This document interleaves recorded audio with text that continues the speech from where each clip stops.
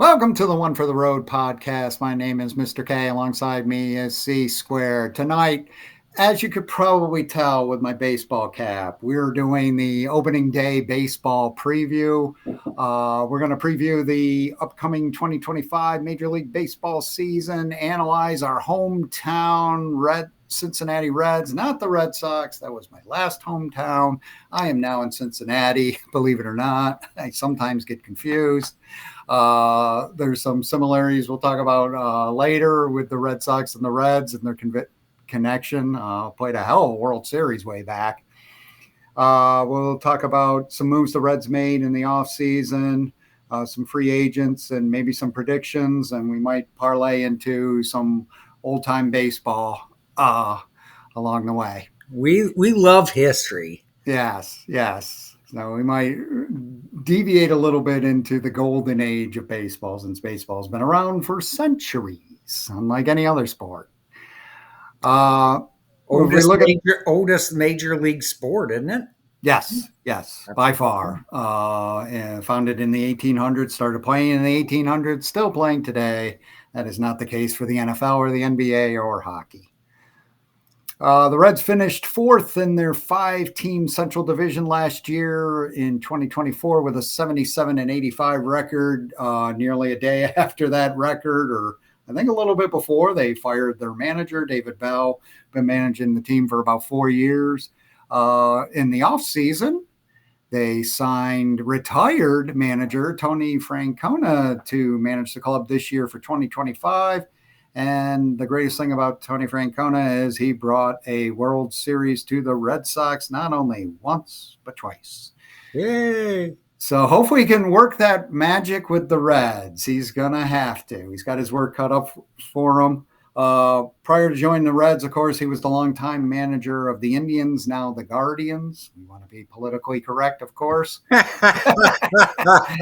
While he managed the Indians/Guardians, he led them to several divisional playoffs and titles, never a World Series. And the Guardians are still cursed and won a World Series in my lifetime, which is quite a while. Even the Red Sox and the Cubs I've seen win in my lifetime. Well, good luck to the Guardians, although they would have been better off still as the Indians. Yes, and the Braves are still the Braves, so it is what it is. Go figure. Yeah, it is what it is. Opening day matchup is this Thursday, 2 days away. The Reds will be facing the Giants. The Reds will send their 25-year-old phenom Hunter Green to the hill. He was 9-5 last year. The Giants will counter with Logan Webb. I think Logan Webb was 13-10 last year. Of course, their best starters. The game is in Cincinnati. It is a pick'em. There's no team favored. What do you think, Chris? You think the Reds are gonna win their first home game of the season? Well, so with new veteran coaches, my thought is that he is going to light a fire under them.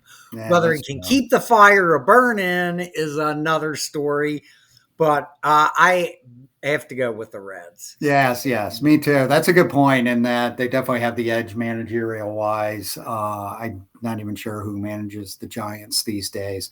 The Giants, like the Reds last year, finished fourth in their division, had a little bit of record. I think they won 80 games. There are 14 games on Thursday. The season starts with the Brewers and the Yankees in Yankee Stadium. Later on in the night, the Dodgers play the Tigers, and there's several matchups throughout the day and night. All the action starts at 3 o'clock, and there's even games as late as 10 o'clock. Of course, on the West Coast, I think the latest game is the Mariners and the A's at 10:10 p.m. Eastern, 7:10 Pacific. Right. And that goes late night. Reds made a few transactions in the offseason besides the manager to note. 3 transactions. They traded their starting second baseman, Jonathan India, to the Royals, and we grabbed one of their pitchers, Brady Singer. I want to call him Brian. His name is Brady. At first, I wasn't too enthused with the move, but now that we didn't have a second baseman, the Reds made a trade and grabbed the Dodgers' second string second baseman, who during the World Series was quite instrumental in winning the World Series for the Dodgers. His name's Gavin Lux. He will fill in for Jonathan India at second base, which is good. He's a little bit younger too, so I was surprised at that they got a younger replacement. And I mean, they're all in their 20s, so and that keeps with the theme. The Reds have a lot of players that are 20 to 29.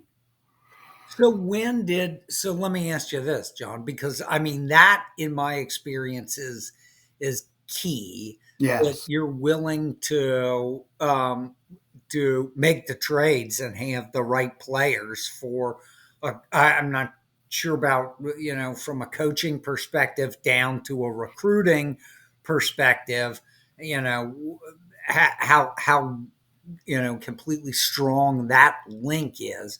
But I know back in the day when the Reds were real winners under the Marge Schott regime, previous to the Big Red Machine, that she was aggressive in hiring real talent. Right. And so, and they had the illustrious Mr. Pete Rose running things for a while. So he was had a pretty good hand in that space of being able to control things and find good moves inside the league. So I'm not so sure that how that actually panned out. If the new coach actually had a hand in making a bunch of trades, and so maybe that was a great trade. Maybe this was a good scout on getting some young talent that is underrated and underpriced. Right. That's the key. So Cincinnati's a small market. We really can't compete money-wise with the Dodgers, the Yankees, the Red Sox, even the Cardinals to some degree. Chicago Cubs are, I would say, big market teams because they play in big cities. And the Mets, oh my God, the Mets spend like nobody business.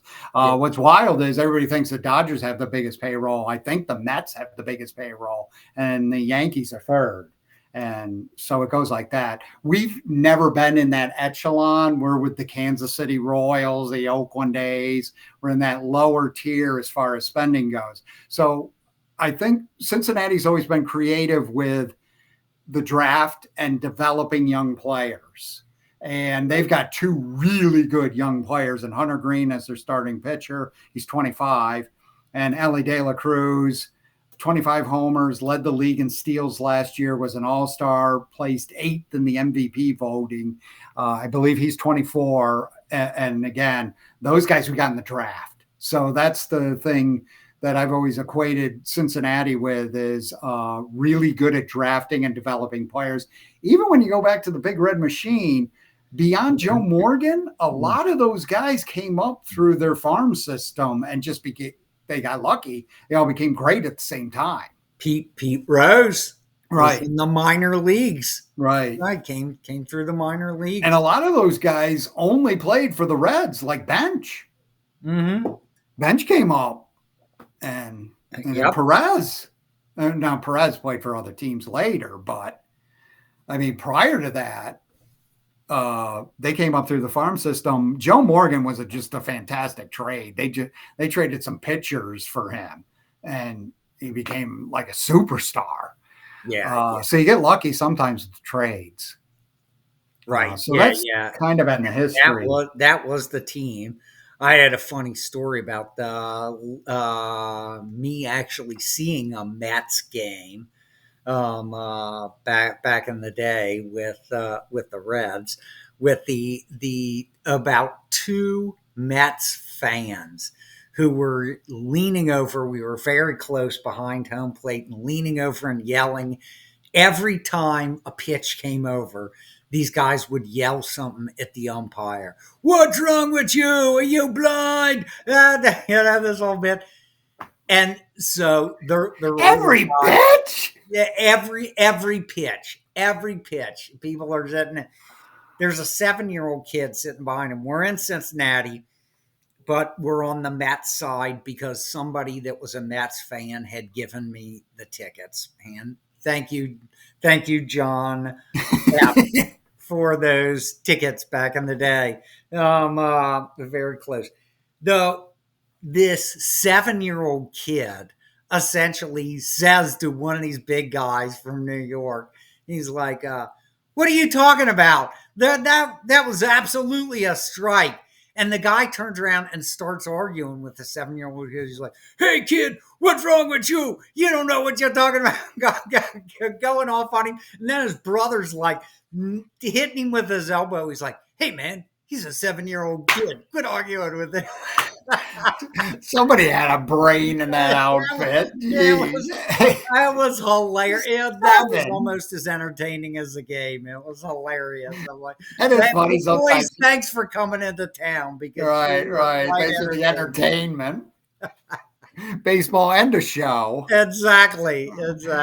Yeah, sometimes you're getting arguments and it's like, wait a minute. Get a 7.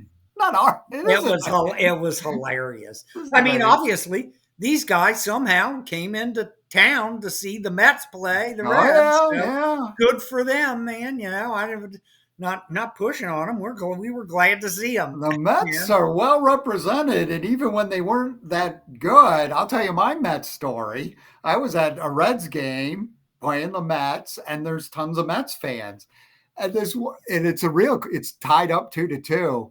And the guy for the Mets hits a homer, and they go up 3-2 in like the 7th. And there's this guy like down by the fence, and I was up like 10 rows, and a Mets fan down by the fence with his Mets hat on. And he hits the homer, and he whirls around to us. So it's just a sea of Reds fans, and he's like, yeah. This guy comes up behind him, takes his hat, throws it onto the outfield, and runs, and the Mets fan runs after him, and the rest of us are dying laughing. But there's this hat out of the outfield. They had to stop the games and they get one of the ball boys to grab the guy's Mets hat. The Mets guy is tearing after this guy. You're gonna pay for that hat. It was a $50 hat, and in New York it probably was. Right. That's hilarious. That's my Mets story. Quite entertaining. It is great to have enthusiastic and entertaining fans. Oh yeah. You cannot complain about that. And as long as it's all in good fun. So you will like this, Chris. Juan Soto became a very rich man. Juan Soto was a instrumental and great player with the Yankees last year. He went out on the free agent market, and he was looking for the highest bidder. And the Mets won that lottery. He signed a 15-year, $765 million contract. That's $51 million a year for 15 years. Wow. Now, it might be, that's the average, but there's guaranteed money in there. I think there's like half of it's guaranteed. Like that is over 300 million's guaranteed. That is obscene. Isn't that crazy? So he is now the richest man in baseball. What kind of company do you have to be running to make $250 million investment 3/4 in one person? Right. So speaking of big markets, there's been other big contracts like that, but not for that amount of money. There have been long-ranging contracts. Albert Pujols signed with the Angels for over 10 years. Bryce Harper has over a 10-year deal with the Phillies. He was way up there. I think Bryce Harper's was in excess of 300 million. It's over 10 years. But yeah, that's what's pretty wild about baseball. They sign these 10 and 15-year contracts for ungodly sums of money. Steve Cohen is the owner of the Mets, and the guy's got money. Yeah. Well, he can pay that out. He's got money. So it's ironic that you bring that up, John, because the good thing that we haven't had in Cincinnati for a while, love Marge Schott, hate Marge Schott. It really was about baseball. It was not about making some huge amount of money. It really was. She was a old school baseball fan, and that kind of reminds me. I'm gonna shift into something. My great uncle was a professional baseball player. Oh wow, Goldie Rapp. I did not know him, but I did know my great grandma. She lived till I was about 13 years old. She was offered to be part of the first women's professional baseball league, but down. But ironically enough, when I was growing up, she would not watch baseball on television. She would only listen to it on the radio on WLW while she played cards, played games of solitaire. Nice. So it was ironic. She didn't think, listening to, I think it was Marty and Joe, possibly at the time, or whoever was announcing on WLW back in the 70s,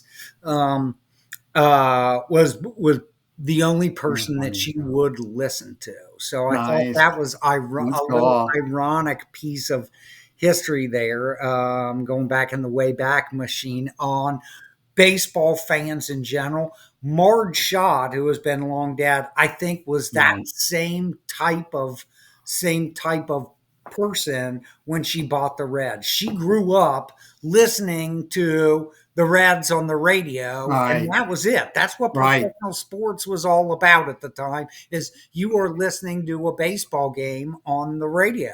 Right. I mean, the media coverage of baseball has drastically changed, especially from the 70s. I, as a kid in the 70s, and especially the early 70s, there wasn't cable. I mean, it's, CBS, ABC, NBC, and PBS. Well, guess what, folks? You were lucky to get one game a week on Saturday nationally. Right. So everybody lived listening to the games on the radio in that era, especially in the early 70s, up until about the early 80s. Radio was key. I remember going to my grandparents' place on Lake Ontario, and there was no cable out there. I mean, they're right on Lake Ontario. There's no cable. So you had to, if you're a Yankee fan, you caught every game on the radio, and it came in crystal clear. Yeah. Wasn't that fabulous? And you're looking at it and saying there, when you're talking about that far north back in the late 60s, early 70s, you're lucky if you had two stations on that stayed on past midnight. Right. And it was like the late 70s is what I recall, is when cable started to make its way through, and then the 80s. And then, finally I can get, WPIX and get half of the Yankee games on TV now. Right. But radio was really key to getting coverage of the games up until like 78, I think. Yeah, right. Exactly. Yeah, the concept of her sitting and watching the game on television was, even though it was local and she could have done that concept was completely not part of who she was. And right. I'm going to be cooking in the kitchen. Right. Listen to the game on the radio, or I'm going to be sitting out on the porch, watching the grass grow or whatever, and playing cards or something, playing solitaire.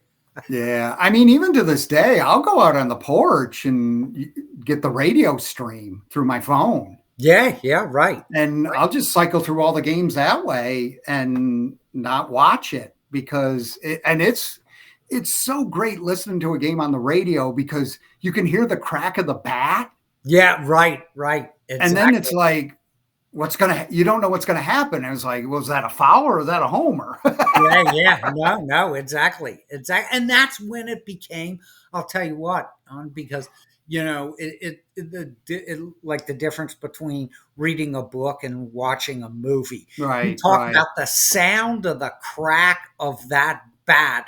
You go a little bit to psychology, to the Pavlov type of right, scenario. Once you're used to listening to things on the radio and you hear the crack of that bat and uh, you know I've connected with something. But then the next piece goes is, who is the announcer right, for right, this thing, who is essentially able to put this complete vision in your mind? And is that in my mind a dying breed of the people who are super good right, at announcing like that, because it was so critical that those announcers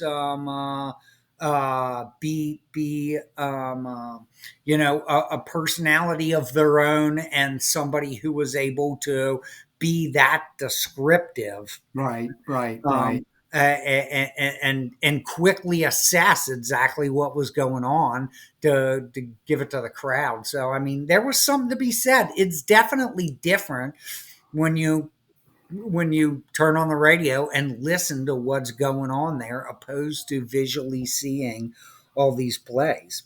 Right, right. I think those guys who do the radio for the baseball games, there's two things going on with them. One is they're kind of like really good storytellers, and they have to like fill these games run at least 2 hours. In the Right. old days, they're running 3 hours. So Yep. these guys had to like come prepared and make the each game interesting.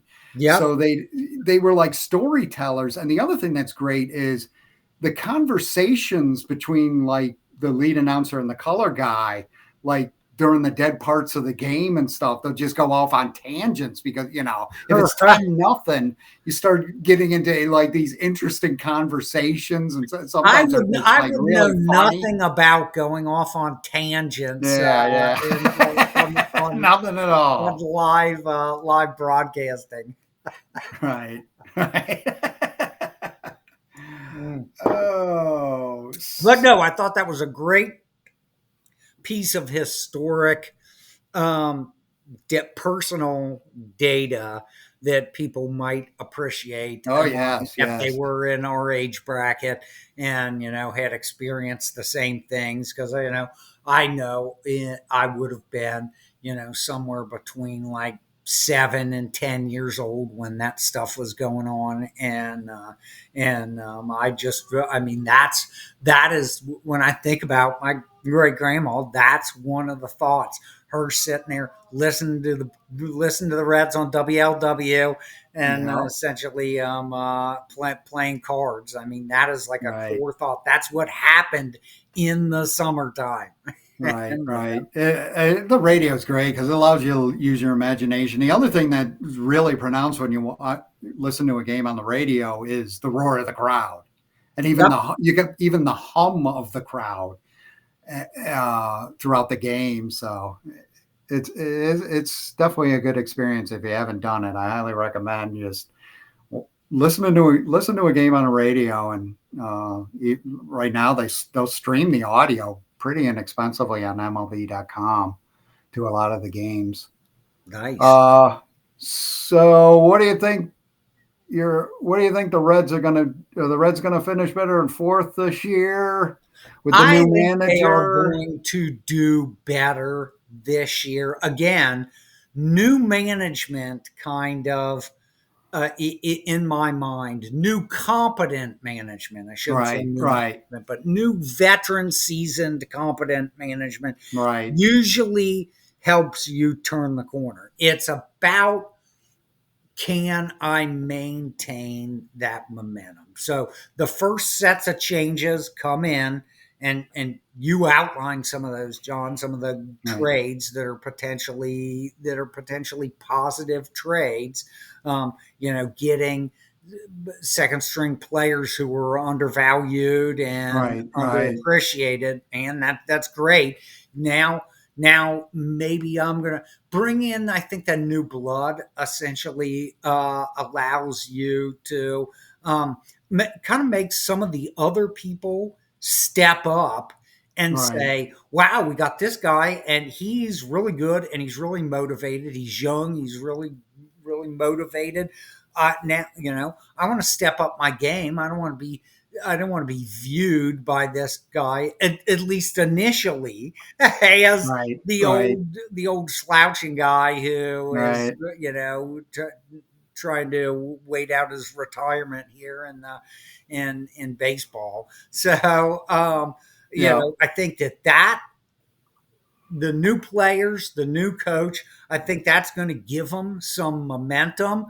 And whether you can keep the trick for the new coach is, can you keep that momentum going? Right. And I think part of that is motivational, and motivational is, in my mind, a couple of different things. Am I always bringing in some of these new players that are presumably good on the good trades I've made? I'm bringing in these people and they kind of light a fire. And other things with any team is essentially, am I on a winning streak? Do I want to? Am I on the cusp of glory here? And the bottom line is this: if I am, that's a huge motivator, because I don't know when I'll ever get this chance again. This is it. This is the opportunity. I got the bird in the hand. Can I turn the corner and actually go for the gold?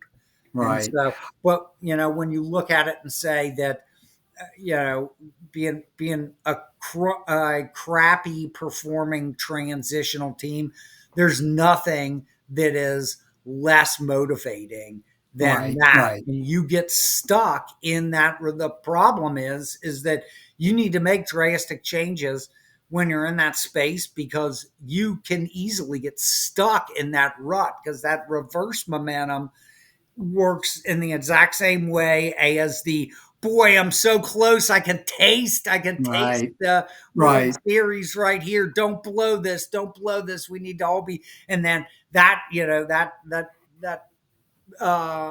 thought spreads to that attitude, and thoughts spread to the rest of the team.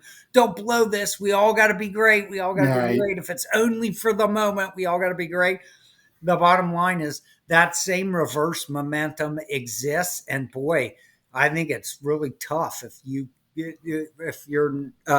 getting that space that you can't get out of it, especially if you are in you brought this up, in a small market team that does not have the money to buy their way out of that space. Okay, the Mets suck for a short period of time.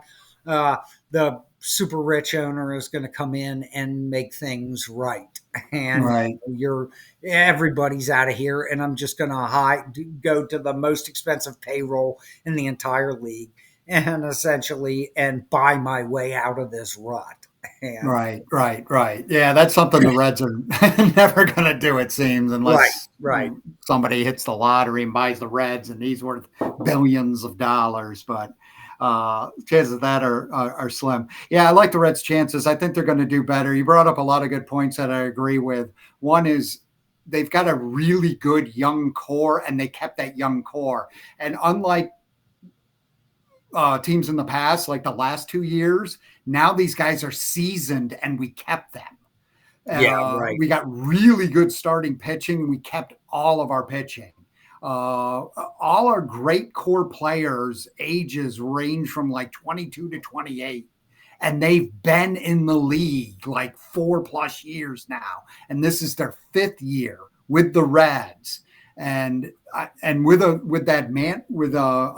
really capable, experienced manager who's, they can go in the clubhouse and see this guy's 2 rings every day and go, yeah, that's another motivator. He can bite us to those rings. He Yep. has guided guys like us to those rings. Yep, and Let's pay attention. I sure would like to have one. Right, Exactly. right. That's I agree, John. That's completely it. That you're right. We're going to the clubhouse and seeing somebody with those 2 rings and thinking that is my ticket to my ring. Right. I think that's a great move. I think it was a phenomenal move for the Reds. Oh yeah, I mean that was their best offseason move, was to get Terry Francona, who's won 2 championships with the Red Sox and has been an ultimate winner no matter where he's been. Yeah, I mean, right. The guy's record is phenomenal. Man. Yep, yeah. So the Dodgers are the odds-on favorite to win the World Series again. They beat the Yankees last year in 5 games. They have a prolific lineup led by Shohei Ohtani, who led the league in homers last year, was second in stolen bases too. The guy was phenomenal.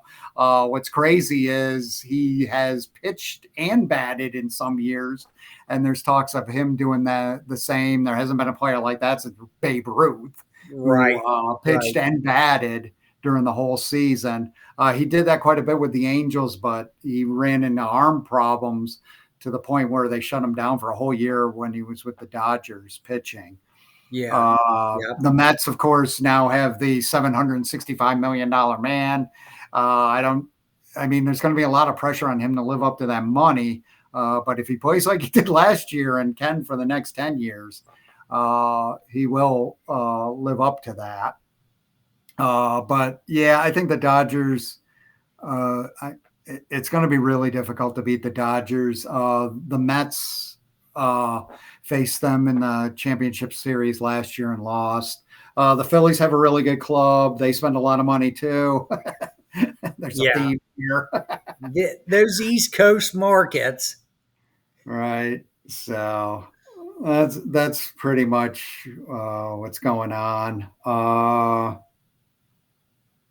Let's see. It's ironic you brought up pitching. I can't place the guy's name who was a Texas Ranger, but he was a regular pitcher and then threw his arm out and eventually became a great knuckleball pitcher. I'm trying to think. He wrote a book about it. This was back a while back, but the bottom line is he actually learned when he threw his arm out and could no longer be a fastball pitcher, because that's what he was. He relearned his craft completely. Right. For a knuckleball pitcher, and relearned his craft because that's what he was. That's what he was. That's what he needed to do to stay in the league and be inventive. And it turned out he spent a long time in the league. I'm trying to think of it. Yeah, I mean, all the knuckleball pitchers they spent like 20 years minimum in the league. It's crazy. And the amount of games they won and everything. Because they don't throw their arm out. Right. Pitcher. And that's, that just made me think of, I wish I would have done the research and had exactly who that was. There's a bunch of them. On him, but the bottom line is that that thought of, if you are nothing but a fastball pitcher, that's super hard. There's possibility you could do it for a long time, but statistically, probably not. Because the bottom line is that puts a ton of pressure on your arm. Yes. And then if you are expected to bat also, talk about a loss to the team. If you throw your arm out, now I don't have you as a pitcher, plus I don't have you to knock a bunch of home runs out of the park either. And that's right. That I have to say that is absolutely a managerial call to say, do I want to get the absolute most out of somebody who is truly a great player, or do I want to be a little bit more prudent in how I use this person? Because, wow, if they go down, it is the double whammy. Yeah. And, the thing was with the Dodgers, the way with Ohtani, who plays both ways, he's a great hitter. He's a good pitcher. Right. So, I mean, I mean, he is top 3 hitters. Pitchers, he's not in the top 3. Now, he is good and probably in the top 15. I mean, this guy, that's how good he is as a pitcher. But yeah. And then it's like the Dodgers are so loaded with pitching. Why? Why risk it? You risk that? Right. Why risk it? Right. Yeah. Right. Unless he is asking for it substantially. Yeah. Why wouldn't you? I'm paying him a lot of money. So. Yeah. Well, I mean, and maybe let him pitch a game or two, but to beat him, or, some games with a fair amount of distance in between, frequency in between those games. So I do not want your arm, being constantly stressed like that, because I need you. What is more important to you? Especially if the thing you just said is, I have this entire stable of pitchers, right? Why are you risking this person who is just the most phenomenal hitter batter that you could possibly ask for? Gosh, I'd keep this guy in reserve and keep him all tuned up to actually start knocking balls out of the park. So when he played for the Angels, he was on a terrible team and they needed him to pitch, and he was their best pitcher too. Wow. So they kind of burned him out. And yeah, when he came to the Dodgers, it was like the dude had been pitching so much, it was like, geez, we're just going to have you hit this year. And they win the World Series. So right. So to your point about using him strategically, there has been talk about that. The two things I've heard is like, yeah, dude, you're going to be a spot starter if you're not even going to be in the rotation to start the season. But if one of the guys go down, maybe maybe once a week, if that, you'll pitch. Right. The other thing that I've heard, which they ought to do, is a spot reliever, because this guy can throw 100 miles an hour.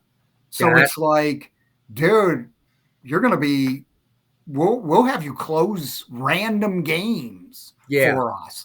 And you'll throw 30 pitches like once a week. And so, ironically, John, so back in the day, in my band days, I will just tell a brief story.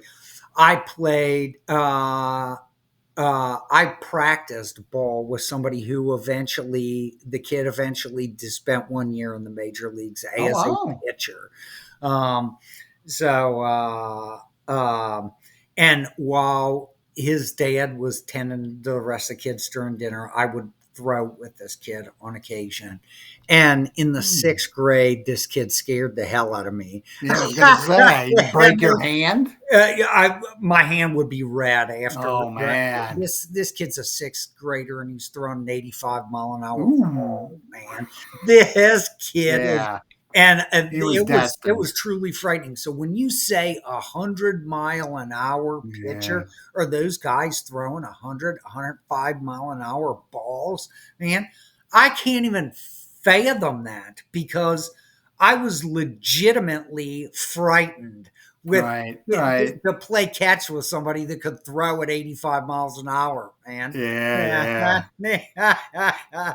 it was, you're looking at this 6th grader and you're like, this is mind-boggling that this kid is whipping a ball like this, man. That this is, I don't know what's going on here, but it was ironic. And eventually he did, we were talking about the whole thing about going to the knuckleball pitcher and stuff like that. I think he did 1 year in the major leagues and threw his arm out, never a lot of people played again. And so you look at that aspect and say, boy, that's throwing like that is no picnic, and that is a lot of pressure on your arm, man. A lot of guys like that have surgeries after surgeries, and they'll spend a year out because of surgeries, and it's just tremendous strain, and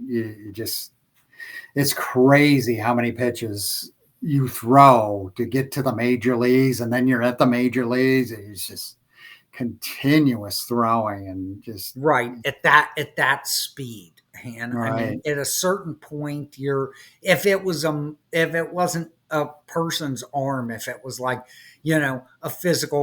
some type of physical robot, that thing would have parts that are wearing out on it. Right, Real, right, right. but you Exactly. can continually doing that motion, that Yeah, rounding. I'm not talking about a pitching machine which right. shoots out from balls. I'm talking about the Oh, motion that yeah, your yeah, arm makes to actually yeah.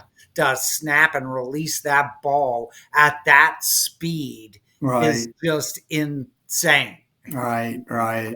So, all right. That's about all I got. C Square, do you got anything else No, before I'm we good. take I'm off here? excited for opening day. Love to see the Yes, I'm very psyched parade, for opening the day. old time marching band walking Yep, through the streets, man. yep. Thursday. Here in Cincinnati, that is a Yes. bunch of people dressed in German garb going through over the Rhine in Yeah, Cincinnati, which yeah. is and then into downtown Cincinnati and down to the stadium. But boy, Cincinnati being the oldest professional Yes. baseball team ever, Yep. that is that's a big deal here, and it is great. Even if you weren't a baseball fan, just the parade Oh, yes. with the historic aspect of that. How long has that parade been going on? Oh, You know, hundreds of years, yeah, right, right. At least centuries. 100 years. So the bottom line is that wow, a little historic aspect there. So I'm Yes. excited, I'm and excited too.